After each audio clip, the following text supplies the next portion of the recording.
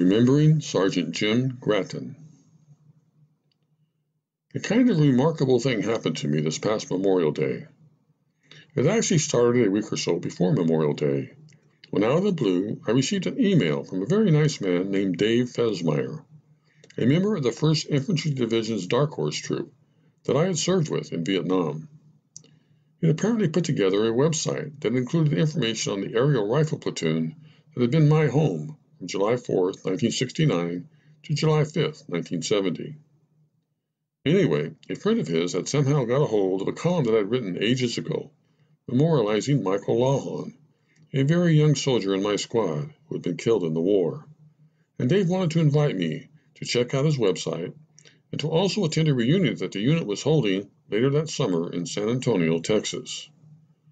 Although I really had no intention of going to a Vietnam War reunion, I did find myself reading every word of the wonderful website that Dave had put together, and also reluctantly dusting off the cobwebs on some very old memories. When I had finished, I decided to email Dave back, give him my phone number, and the snail mail address that he had requested, and ask him for one very big favor. Dave, would you happen to know whatever became of Sergeant Jim Gratton, who was my squad leader when I was first with the ARPS? He was the most remarkable soldier I met in Vietnam, and he was responsible on more than one occasion for helping me get safely back to the world. Do you happen to have an email address for him, where I could send him a little thank you note?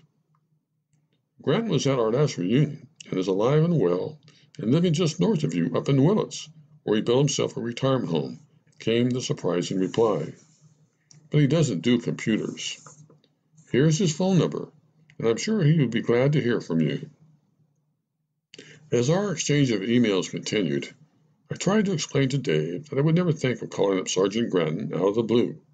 I wasn't even sure he would remember me, and that I had made a conscious effort over the years not to contact any of the guys I'd known in the war, the goal being to keep a little promise I'd made to myself when I left Vietnam, to leave as many of those memories as possible back there where they belonged. Anyway, since Dave didn't have a mailing address for Jim, he had just kindly agreed to hand-carry a little letter from me and give it to Jim at the reunion, when my phone suddenly rang. Unbeknownst to me, Dave had apparently decided to just cut to the chase, and on the other end of the line was a deep and matter-of-fact voice saying, "Is this Fisher?" "This is Fisher," I answered, not having a clue who was calling.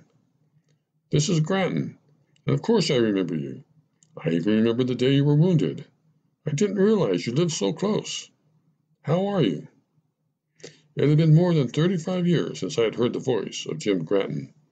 It was still as forceful and commanding as ever, even though I learned he was recovering from open heart surgery, apparently the result of years of smoking and some serious hard living.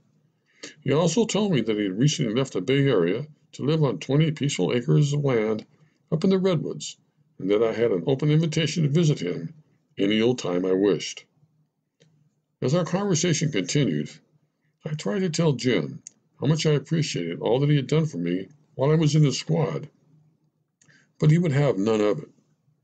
Like any combat soldier who has seen war for what it really is, he knows that heroes aren't made in heaven, that they are simply cornered somewhere on earth, and he is genuinely modest about his actions under fire, although I know for a fact that they resulted in both the Silver Star and the Bronze Star for valor. And when I would remind him of some of the truly courageous things I personally saw him do, he would only say that we were all in it together, and that he had been too busy at the time to really remember any of it in much detail. It wasn't just Jim's specific actions that often saved the day for our little aerial rifle platoon in general, and our port squad in particular. It was the way he went about doing things. He was by nature aggressive and fearless, and when an ambush or firefight would erupt, while most everybody else was trying to find cover and make sense out of all the chaos, Jim was fighting back.